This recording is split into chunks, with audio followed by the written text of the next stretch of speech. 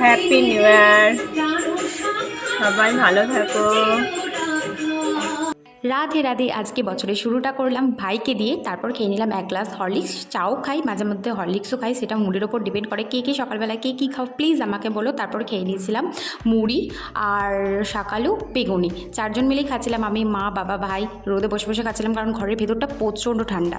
তো আজ আমাদের বাড়িতে মাছ মাংস হবে না, আজকে হবে পনির। তো ভাবলাম বছরের শুরুটা একটুখানি নিরামিষ দিয়ে শুরু করা যাক, কারণ কাউকে হত্যা টত্যা না করে বছরের শুরুটা কাউকে কষ্ট না দিয়েই শুরু করি।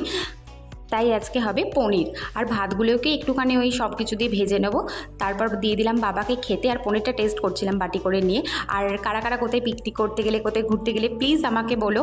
সবার বছরের শুরুটা ভালো হোক, সবার মা বাবা ভালো থাকুক, প্রিয়জন ভালো থাকুক, সবাই ভালো থাকুক।